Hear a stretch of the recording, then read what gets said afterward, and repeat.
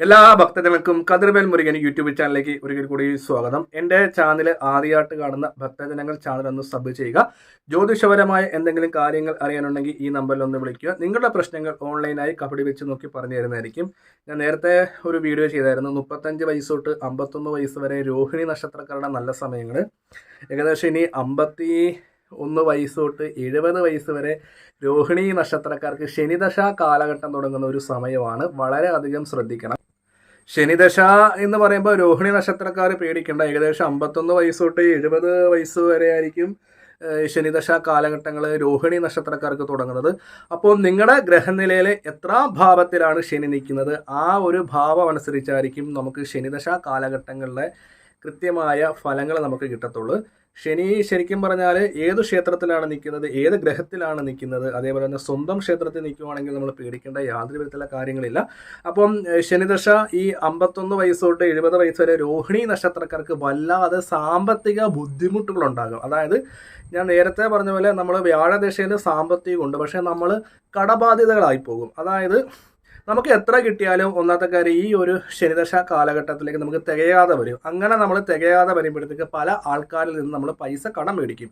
കൂട്ടുകാരുടെ നിന്ന് കടം മേടിക്കുന്നു, ഭാര്യ വീട്ടിൽ നിന്ന് കടം മേടിക്കുന്നു, ഇല്ലെങ്കിൽ നമ്മുടെ അടുത്ത വീട്ടിൽ. അപ്പം നമ്മൾ പല ആൾക്കാരിൽ നിന്ന് കടം മേടിക്കുമ്പോഴത്തേക്ക് നമുക്ക് ഈ പൈസ പറഞ്ഞ സമയത്തിൽ നിന്ന് കൊടുക്കാൻ പറ്റാത്ത സമയത്ത് അവരിൽ നിന്ന് നമുക്ക് വിരോധങ്ങൾ ഉണ്ടാകാം, ശത്രുതാ മനോഭാവമുള്ള വഴക്കുകൾ ഉണ്ടാകാം.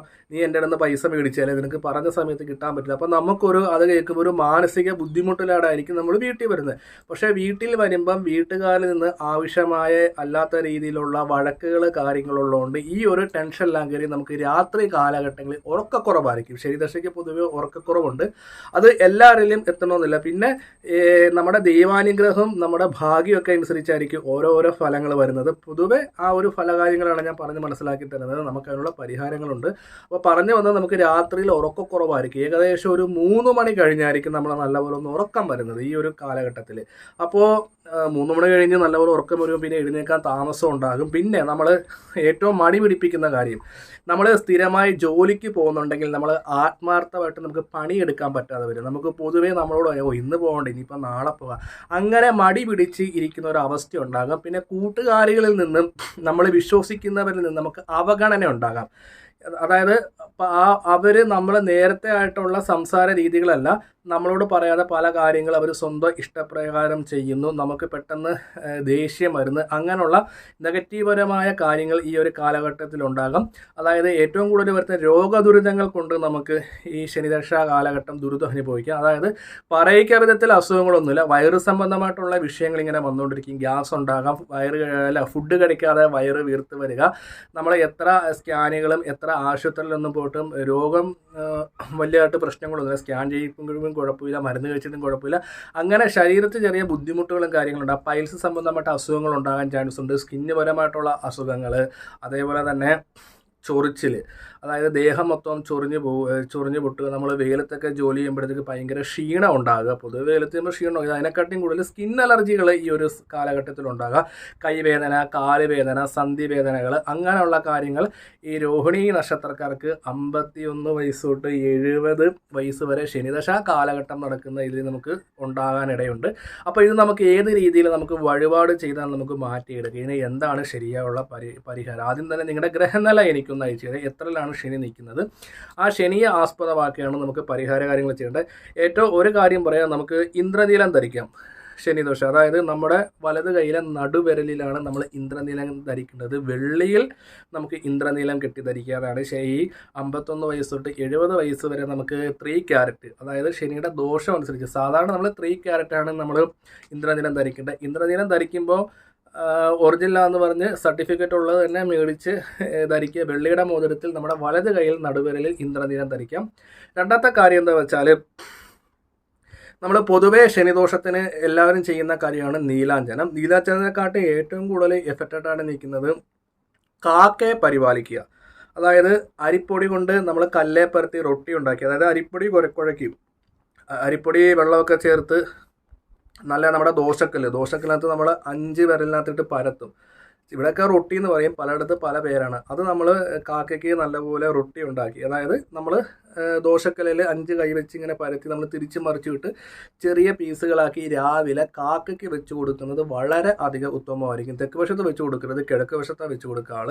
അപ്പോൾ അതിൻ്റെ കൂട്ടത്തിലൊരു ഡിപ്പോസിറ്റ് കളസിൽ കുറച്ചും വെള്ളം വെക്കുക, ശനീശ്വരനെ പ്രാർത്ഥിച്ച് അത് ആ കാക്ക വന്നെടുക്കുമ്പോഴത്തേക്ക് നമുക്ക് ശനിദശ ദോഷകാലങ്ങൾ മാറിക്കിട്ടും. റൊട്ടി ഉണ്ടാക്കി ഒന്നോടെ വെച്ചാൽ കാക്ക എടുക്കത്തില്ല, അത് ചെറിയ പീസുകളാക്കി മുറിച്ച് വെക്കുക, അത് ഭക്തിപൂർവ്വം. പിന്നെ മൂന്നാമത്തെ കാര്യം എന്ന് വെച്ചാൽ ശനിയാഴ്ച ദിവസം ഹനുമാൻ സ്വാമി ക്ഷേത്രത്തിലും അതേപോലെ ശാസ്താവിൻ്റെ ക്ഷേത്രത്തിലും നവഗ്രഹ പ്രതിഷ്ഠയുള്ള ക്ഷേത്രത്തിൽ 9 വലത്ത് വെച്ച് എള്ളുകിഴി കത്തിക്കുകയോ അതേപോലെ തന്നെ ശനീശ്വര ഭഗവാന് നമ്മൾ ശനീശ്വര മന്ത്രം കൊണ്ട് അർച്ചന നടത്തുകയോ ശനീശ്വര അഷ്ടോത്തരം ചെയ്യുന്നത് വളരെ അധികം ഉത്തമമാണ്. അതിൽ ഏറ്റവും എഫക്റ്റായിട്ടുള്ള കാര്യം അഷ്ടോത്തര അർച്ചന തന്നെയാണ്. ഈ ശനീശ്വര അഷ്ടോത്തര അർച്ചന 108 ഈ 108 അർച്ചന തിരുമേനെ കണ്ട് പ്രത്യേകപരമായി നമുക്ക് ചെയ്യാം. ശനിയാഴ്ച ദിവസം തിരക്കാണെങ്കിൽ നമുക്ക് അടുത്തുള്ള ദിവസങ്ങളിൽ ഈ ഒരു അഷ്ടോത്തര അർച്ചന ചെയ്യുന്നതാണ് അതിൻ്റെ ഒരു പ്രസാദം നമ്മുടെ വീട്ടിലും സ്ഥാപനത്തിലൊക്കെ വെക്കുക. സാമ്പത്തികമായ ബുദ്ധിമുട്ടുകളിൽ നിന്ന് നമുക്ക് മാറ്റം വരാൻ വേണ്ടി ദേവീ ക്ഷേത്രത്തിൽ വെള്ളിയാഴ്ച ദിവസം അശ്വാരൂഢ മന്ത്ര അർച്ചന ചെയ്യുന്നത് വളരെ അധികം ഉത്തമമാണ്. ആരോഗ്യ പ്രശ്നങ്ങൾ മാറാൻ വേണ്ടി ശിവക്ഷേത്രത്തിൽ പോയി നമ്മുടെ രോഹിണി നക്ഷത്രത്തിൽ രുദ്രാഭിഷേകം നടത്തുന്നത് നല്ലതാണ്. ശനിദശയെന്ന് കേൾക്കുമ്പോൾ രോഹിണി നക്ഷത്രക്കാർ പേടിക്കേണ്ട കാര്യങ്ങളൊന്നുമില്ല, ദൈവാനുഗ്രഹം അനുസരിച്ചായിരിക്കും ഫലങ്ങൾ നമുക്ക് ലഭിക്കുക. ഈ ശനിദശ കാലഘട്ടത്തിൽ നമുക്ക് സ്ഥലം വിൽക്കാനും ഭൂമി സംബന്ധമായ ലാഭങ്ങളുണ്ടാകും, സാമ്പത്തിക ലാഭം ഉണ്ടാകും. അനുകൂലമായിട്ട് നിൽക്കുന്ന ശനിയാണെങ്കിൽ നമുക്ക് ധനം, സമ്പത്ത്, അതേപോലെ തന്നെ വ്യാഴദശ കിട്ടിയ പോലെ എല്ലാ സമ്പത്തും നമുക്ക് ശനിദശ കാലഘട്ടത്തിൽ കിട്ടും. പക്ഷേ നമ്മൾ ഈ ശനി വില്ലനായി നിൽക്കുന്ന സമയത്ത് നമ്മൾ ആ ദോഷം കുറയ്ക്കുക എന്നാണ് നമ്മൾ ചെയ്യേണ്ടത്. അതിന് നമ്മൾ ചെയ്യേണ്ടത് ഞാൻ നേരത്തെ തന്നെ പറഞ്ഞു, നവഗ്രഹ ക്ഷേത്രത്തിൽ പോയി നവഗ്രഹ ക്ഷേത്രത്തിൽ പോയി ശനീശ്വര അഷ്ടോത്തരം ശനീശ്വരന് മാത്രമായിട്ട് ചെയ്യുക. ഒപ്പം തന്നെ ഹനുമാൻ സ്വാമി ക്ഷേത്രത്തിൽ, പ്രത്യേകിച്ച് ഹനുമാൻ സ്വാമി ക്ഷേത്രങ്ങളുടെ സാമ്പത്തികം അനുസരിച്ച് വഴിപാട് ചെയ്ത്, പക്ഷേ എന്തുകൊണ്ടും ഈ ശനിദോഷ കാലഘട്ടം മാറാൻ വേണ്ടി ഹനുമാൻ സ്വാമിയെ ദർശനം നടത്തുന്നത് വളരെ അധികം ഉത്തമമാണ്. നീരാജനെക്കാട്ടിയും പവർ കൂടിയ ഒരു വഴിപാട് നമ്മൾ കാക്കയെ പരിപാലിക്കുക. ശനിയുടെ വാഹനമാണ് കാക്കയ്ക്ക് ആഹാരം കൊടുക്കുന്നതോടെ നമ്മുടെ ദുഃഖദുരിതങ്ങൾ മാറിക്കിട്ടും.